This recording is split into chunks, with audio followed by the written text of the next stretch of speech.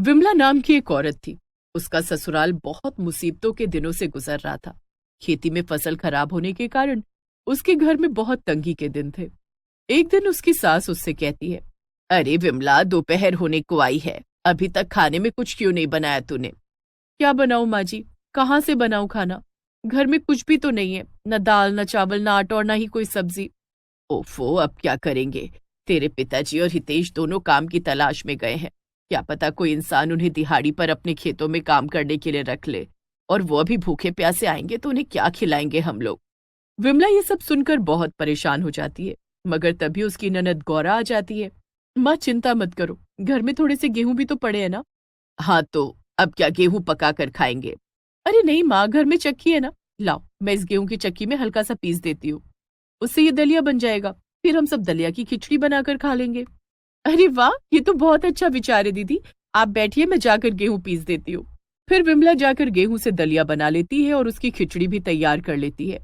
आज तो ये दलिया बन गया, लेकिन कल तो इतना गेहूं भी नहीं है कि दलिया भी बन सके।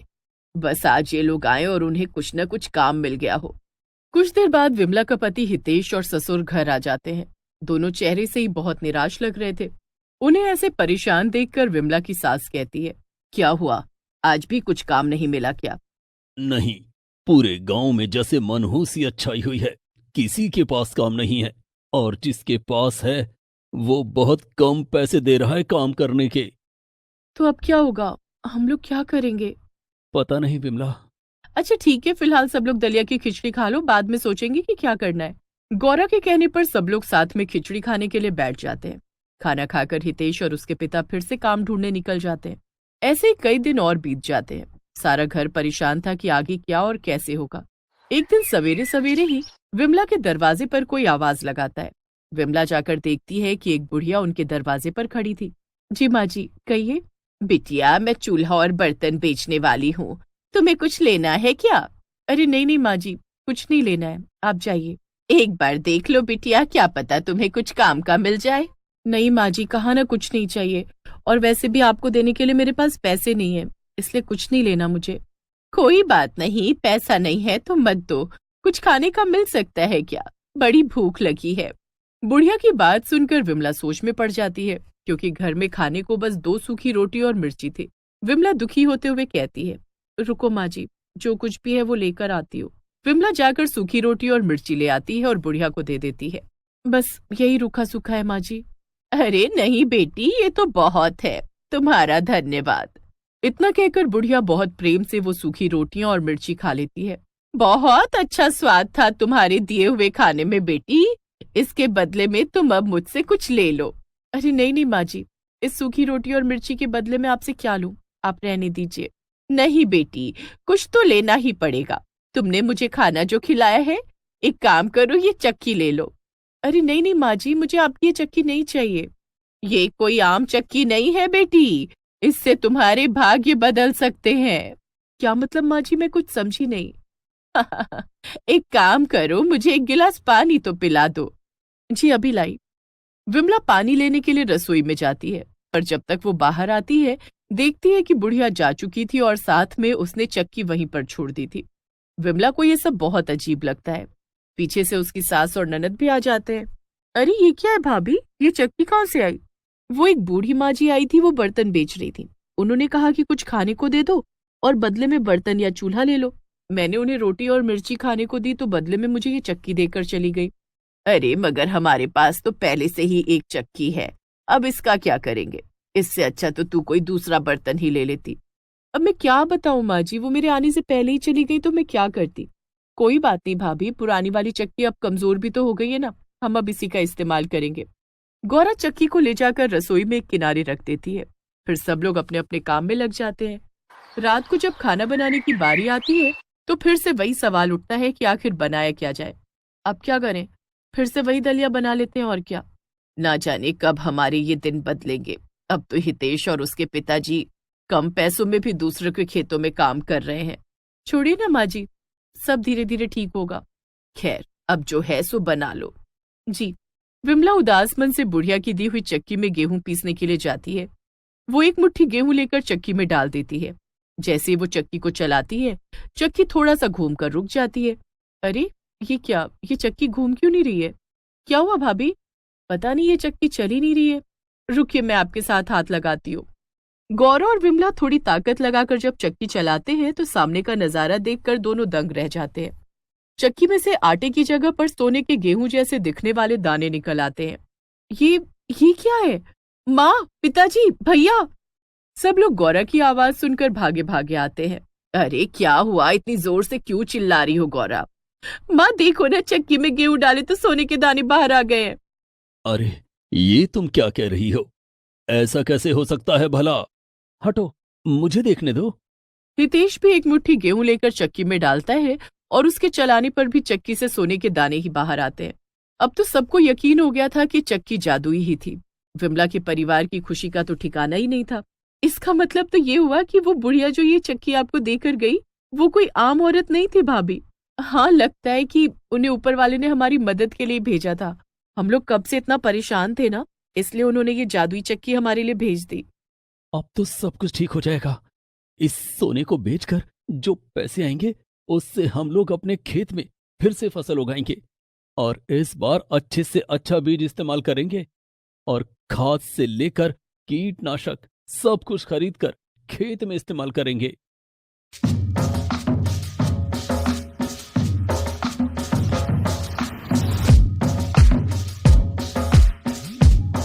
इस्तेमाल करेंगे। हाँ बेटा, अब तो बहुत अच्छे से फसल उगेगी। हमारी मेहनत और भगवान की कृपा, इन दोनों को मिलाकर हमारा अब अच्छा ही होगा। लेकिन पिताजी, मुझे ऐसा लगता है कि अगर हमें ये जादुई चक्की मिली है तो हमें इससे सिर्फ अपनी ही नहीं बल्कि गांव के बाकी लोगों की भी मदद करनी चाहिए। हाँ बेटा, ये तो तूने बहुत अच्छी बात कही है। हम लोग इससे दूसरों की मदद जरूर करेंगे। वो ये सब बातें कर ही रहे थे बचा कि तभी उन्हें बाहर से कुछ लोगों के छोड़ दो चिल्लाने की मुझे आवाजें सुनाई देती छोड़ हैं। दो मुझे विमला और उसका परिवार भागकर बाहर जाता है तो वो देखते हैं कि उनके पड़ोसी बचा टिंकू को कुछ लोग बेरहमी से छोड़ दो पीट रहे थे मुझे और टिंकू की पत्नी जोर जोर से रो रही थी। बचा छोड़ दो मुझे छोड़ दो मुझे छोड़ दो मेरे पति को, हम सब कुछ चुका देंगे, जाने दो, उन्हें मत मारो। तभी हितेश उन आदमियों को रोकते हुए उनसे कहता है, अरे, आप लोग इन्हें क्यों मार रहे हैं? क्या गुनाह किया है टिंकू भाई ने? हाँ आखिर हुआ क्या? अरे, हम गांव के धन्ना सेठ के आदमी हैं और इस टिंकू ने उनसे पैसे उधार लिए थे अपनी बेटी की शादी कराने के लिए और अब तक इसने वो चुकाए नहीं। और आज रात तो ये अपनी पत्नी के साथ दबे पांव गांव से भागने की फिराक में था। ये सुनकर विमला और उसका ससुराल दंग रह जाता है। टिंकू भैया, चारू भाभी, क्या आप दोनों सच में भागने वाले थे? नहीं नहीं विमला, हम तो बस मेरे मायके वाले गांव जा रहे थे क्योंकि यहाँ तो कोई काम मिल ही नहीं रहा था। ऐसे में हम सेठ का कर्ज नहीं चुका पाते, इसलिए हमने सोचा था कि मेरे गांव जाकर वहां ही कुछ काम ढूंढेंगे। हाँ, चारू ठीक कहती है, हम भागने नहीं वाले थे। हम ये सब नहीं जानते। अब अगर तुमने कल के कल हमें पैसे नहीं दिए तो अच्छा नहीं होगा। हम तुम्हें कहीं भागने भी नहीं देंगे और दोनों को जेल भिजवा देंगे। फिर तो पैसों के लिए हमें मजबूरन तुम्हारी बेटी को ही पकड़ना पड़ेगा। अपनी बेटी का नाम सुनकर चारू और टिंकू दोनों घबरा जाते हैं, लेकिन तभी विमला कहती है, नहीं, वो नौबत नहीं आएगी। ये कल ही आपको आपके पैसे दे देंगे। अब आप लोग यहाँ से जाइए। वो सब आदमी विमला की बात से संतुष्ट हो जाते हैं और चले जाते हैं, लेकिन टिंकू और उसकी पत्नी चारू को कुछ समझ नहीं आ रहा था। तभी विमला अपनी ननद गौरा की तरफ कुछ इशारा करती है और गौरा समझ जाती है। वो जल्दी से घर में जाती है और कुछ सोने के गेहूं लाकर विमला को दे देती है। टिंकू भैया, ये लीजिए, ये कुछ सोने के गेहूं हैं, आप इन्हें बेचकर अपना कर्ज चुका दीजिए। सोने के गेहूं देखकर टिंकू और चारू दोनों दंग रह जाते हैं। मगर ये आपके पास कैसे आए और हम ये कैसे ले सकते हैं? विमला चारू और टिंकू को सारी बात बता देती है और ये भी कहती है कि गांव में और गरीब लोगों की भी इनसे मदद करेगी। ये सुनने के बाद टिंकू भी खुशी खुशी वो गेहूं ले लेता है और अगले दिन ही अपना कर्ज चुका देता है। इसी तरह से विमला गांव में कई लोगों की मदद करती है और फिर वो और उसका परिवार सब हंसी खुशी रहने लगते हैं।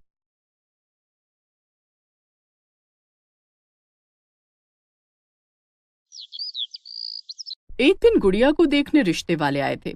तभी लड़के की माँ गुड़िया की माँ सविता से कहती है, अरे बहन जी, वैसे आपकी बेटी गुड़िया को खाना बनाना तो आता है ना। हमें सिर्फ ऐसी ही बहू चाहिए जिसे अच्छा खाना बनाना आता हो।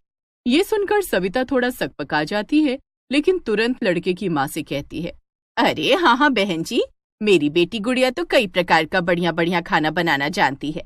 अरे यहाँ अपने घर में भी तो वही खाना बनाती है। सविता की ऐसी बातें सुनकर लड़के का परिवार तो बड़ा खुश होता है, लेकिन गुड़िया चौंक जाती है। अरे वाह, फिर तो हमें ये रिश्ता मंजूर है। हम अगले महीने ही दोनों बच्चों की शादी कर देंगे। अरे वाह, मुबारक हो मुबारक हो। लड़के वाले रिश्ता पक्का करके जब घर से चले जाते हैं, माँ ये सब आपने क्या बोल दिया उन लोगों से? अरे मुझे तो खाना बनाना आता ही नहीं, और खाना बनाना तो छोड़ो, मैंने तो कभी खुद से पानी तक नहीं उबाला है। अरे गुड़िया, वो लोग बहुत अच्छे हैं, उनका घर भी बहुत अच्छा, और वो लड़का अमन, वो भी कितना अच्छा था। अरे भला मैं इतना अच्छा रिश्ता अपने हाथ से कैसे जाने देती। पर माँ, अगर उन्होंने मुझसे खाना बनाने को कह दिया तब मैं क्या करूंगी? अरे गुड़िया, तू चिंता मत कर, जो होगा देखा जाएगा। एक बार शादी हो गई फिर कोई क्या ही कर लेगा। ऐसे ही कुछ दिन बीत जाते हैं और गुड़िया अमन की शादी हो जाती है। शादी के बाद अगले दिन ही सुबह सुबह गुड़िया की सास अपनी बहू से कहती है, अरे बहू उठ गई? अच्छी नींद तो आई ना? मच्छर तो नहीं थे ना? हाँ हाँ माँ जी, बिल्कुल मच्छर नहीं थे, बहुत अच्छी नींद आई, और देखिए मैं नहा धोकर तैयार भी हो गई। चलिए हम सब नाश्ता करते हैं। गुड़िया की सुबह सुबह अच्छे से नाश्ता करने की आदत थी और उसे बहुत तेज भूख लग रही थी, लेकिन गुड़िया की सास उसकी ये बात सुनकर उससे कहती है, अरे नहीं नहीं गुड़िया बेटा, अभी हम नाश्ता नहीं कर सकते। क्या? मगर ऐसा क्यों सासू माँ? वो इसलिए क्योंकि अभी नाश्ता बना ही नहीं है। अरे आज तुम्हारा इस घर में पहला दिन है, तो आज की रसोई तो तुम ही बनाओगी ना। वैसे भी तुम्हारी माँ ने तुम्हारी रसोई की इतनी तारीफ की थी, मुझसे इंतजार ही नहीं हो रहा। मुझे जल्दी से तुम्हारे हाथ का खाना खाना है। ये सुनकर गुड़िया के तो पैरों तले जमीन ही खिसक जाती है।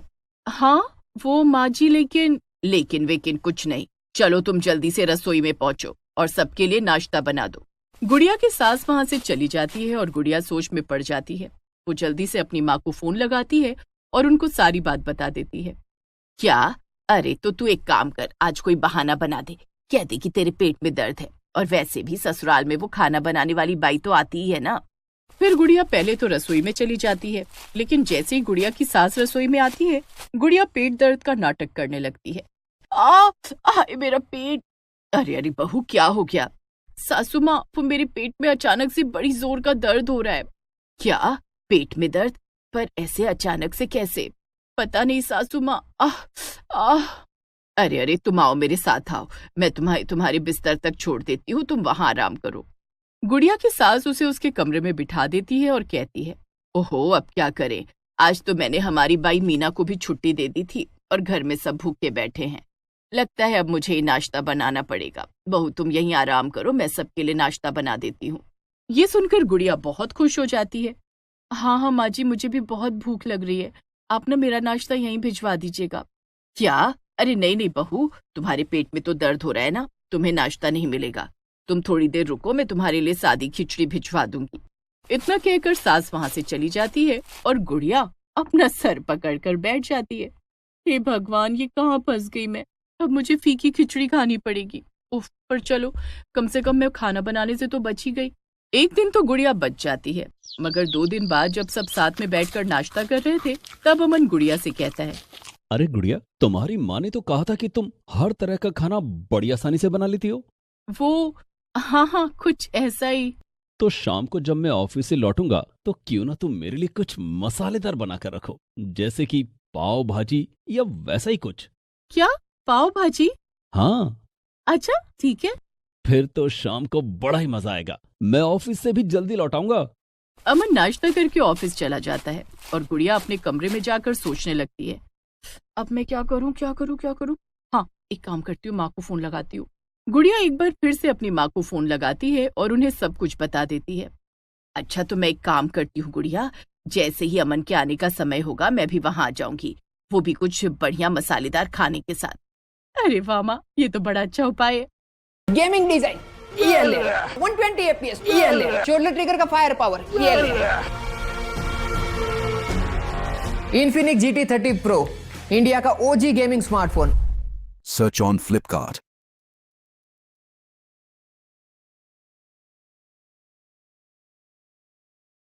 Go ahead and run your first Google Ads campaign. Spend 20,000 in the first 3 months and get 20,000 in ads credit. Download the app now. अच्छा उपाय है। गुड़िया फोन रख देती है और शाम होने का इंतजार करने लगती है। जैसे ही अमन घर आता है, वो सबसे पहले गुड़िया से कहता है, गुड़िया, तुमने पाव भाजी बनाई या नहीं? क्या? नहीं नहीं, बस जा रही हूँ बनाने, अभी झटपट बन जाएगी। अच्छा ठीक है, फिर मैं जल्दी से नहा लेता हूँ। लेकिन तभी घर की घंटी बजती है और गुड़िया की माँ सविता अंदर आ जाती है। अरे आप यहाँ? हाँ, वो मैंने सोचा अपनी बेटी से मिल लूं। और जमाई जी, देखिए मैं आप लोगों के लिए क्या क्या बना कर लाई हूँ। गर्मा गर्म चाउमीन और साथ साथ चिल्ली पनीर भी। क्या? अरे वाह वाह मम्मी जी, चलो हम सब साथ में बैठकर यहीं खाएंगे, क्यों गुड़िया? हाँ हाँ, क्यों नहीं अमन। सब बैठकर खाना खाने लगते हैं। इसी तरह से गुड़िया के बहाने चलते रहते हैं और 1 महीना बीत जाता है। और एक दिन गुड़िया की सास उसके पास आती है और उससे कहती है, गुड़िया देखो, कल मैंने घर में एक बड़ा हवन रखा है और उसमें 100 पंडितों को भी बुलाया है। इसके लिए तुम्हें 100 पंडितों का खाना बनाना पड़ेगा। ये हमारे घर की प्रथा है और हमेशा घर की नई बहू ही इसे पूरा करती है। ये सुनकर तो गुड़िया दंग ही रह जाती है। वो अपनी सास से कुछ बोल ही नहीं पाती। बाद में वो अपनी माँ को फोन करके कहती है, अब तक तो मैं कुछ न कुछ करके खाना बनाना टालती रही, लेकिन अब क्या होगा? अरे अब तो मुझे भी कुछ समझ नहीं आ रहा। तू एक काम कर, खुद ही कोई रास्ता निकाल ले। इस बार तो गुड़िया की माँ ने भी मदद करने से मना कर दिया। अगले दिन गुड़िया की सास उसे जल्दी उठा देती है और किचन में ले जाती है। गुड़िया देख लो, तुम्हें खाना बनाने के लिए क्या क्या सामान लाने की जरूरत है और बाजार जाकर वो सब्जियां और सामान ले आओ। याद रखना, हमें शाम से पहले सब तैयार चाहिए। ठीक है माँ जी। गुड़िया जल्दी से एक झोला उठाती है और बाजार चली जाती है। क्या करूँ? अब तो लगता है मुझे खाना बनाना ही पड़ेगा, लेकिन बनाऊंगी क्या और वो भी कैसे? और खिलाना भी तो इतने सारे पंडितों को है। गुड़िया सब्जियां खरीदने लगती है, लेकिन तभी उसे कहीं से अच्छे खाने की खुशबू आती है। वो इधर उधर देखने लगती है कि तभी उसकी नजर पास में बने एक होटल पर पड़ती है। उस होटल में बहुत सजावट हो रखी थी। होटल के पीछे कई सारे हलवाई लगे हुए और वो खाना बना रहे थे। गुड़िया पास जाकर उन्हें देखने लगती है। उसकी नजर एक हलवाई पर पड़ती है। वो हलवाई आलू की सब्जी बनाकर एक बड़े बर्तन में रख देता है और वहां से चला जाता है। वाह वाह, ये सब्जी तो बड़ी स्वादिष्ट लग रही है। एक काम करती हूँ, कोई देख तो रहा नहीं, चुपके से सब्जी का बर्तन उठाकर घर ले चलती हूँ। पूरियां किसी तरह मैं बना ही लूंगी। गुड़िया ज्यादा कुछ नहीं सोचती और जल्दी से उस सब्जी के बर्तन को उठाकर घर ले आती है और पीछे के दरवाजे से उसे सीधा रसोई में ले जाकर रख देती है और अपनी सास को बुलाती है। माँ जी, माँ जी। हाँ बहू, क्या हुआ? माँ जी, वो देखिए मैंने आलू की सब्जी बना दी है, अब बस पूरियां बनाना ही बचा हुआ है। क्या इतनी जल्दी तुमने सब्जी बना भी ली? जरा दिखाना तो। खुशबू तो अच्छी आ रही है। चलो अब पूड़ियां तल दो, फिर खीर भी बनानी है। क्या?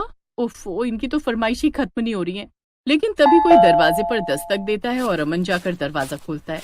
गुड़िया और उसकी सास भी बाहर जाकर देखती हैं, तो बाहर वही हलवाई खड़ा था, वो भी बहुत गुस्से में। उसे देखकर तो गुड़िया डर से कांपने लगती है। जी बताइए, आप कौन?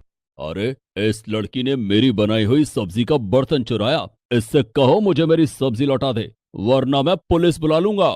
ये सुनकर अमन और गुड़िया के सास सब हैरान हो जाते हैं। क्या चोरी की गुड़िया ने? पर क्यों? गुड़िया, तो वो सब्जी चोरी की है। अरे ऐसी भी क्या नौबत आ गई कि तुम्हें एक हलवाई की सब्जी चुरानी पड़ी? अब कुछ बताओगी भी या नहीं? गुड़िया अचानक से रोने लगती है। उसे अपनी गलती का एहसास हो जाता है। वो रोते हुए अपनी सास से कहती है, मुझे माफ कर दीजिए सासू माँ, मुझे खाना बनाना बिल्कुल भी नहीं आता। मेरी माँ ने शादी से पहले आपसे झूठ बोला था और इसीलिए मैं हमेशा खाना बनाने के नाम पर बहाना बना देती हूँ। और जब आज मुझे कुछ समझ नहीं आया और मैं सब्जी खरीदने बाजार गई, तो मैंने इस हलवाई की सब्जी चुरा ली। मुझे माफ कर दीजिए। हे भगवान बहू, तुझे शर्म नहीं आई ये करते हुए? अरे अगर तू मुझे पहले ही सब कुछ बता देती तो मैं तुझे खाना बनाना सिखा देती। कम से कम चोरी करने की नौबत तो ना आती। रुक जाओ माँ, पहले हमें इस हलवाई को इसका सामान लौटा देना चाहिए, फिर हम बाकी की बात करेंगे। अमन जाता है और किचन से वो सब्जी का बर्तन उस हलवाई को वापस कर देता है और हलवाई वहां से चला जाता है। अब हम क्या करेंगे माँ? शाम को ही हवन है और सब पंडितों के लिए खाना तो गुड़िया को ही बनाना पड़ेगा, क्योंकि वही रस्म है। और खाना गुड़िया ही बनाएगी। बहू, मैं तुम्हें सिखाऊंगी, लेकिन तुम्हें वादा करना पड़ेगा कि तुम पूरे मन से खाना बनाना सीखोगी। हाँ सासू माँ, मैं वादा करती हूँ। इसके बाद गुड़िया की सास गुड़िया को रसोई में ले जाती है और एक एक करके वो गुड़िया को खाना बनाने की सारी विधि बताती है और गुड़िया सब करने लगती है। 4 घंटे के बाद सारा खाना बनकर तैयार हो जाता है। शाम को हवन के बाद जब पंडित खाना खाते हैं तो उन्हें भी वो बहुत पसंद आता है। इसके बाद से हर रोज गुड़िया की सास उसे खाना बनाना सिखाने लगती है और कुछ ही दिनों में गुड़िया सीख भी जाती है। Please subscribe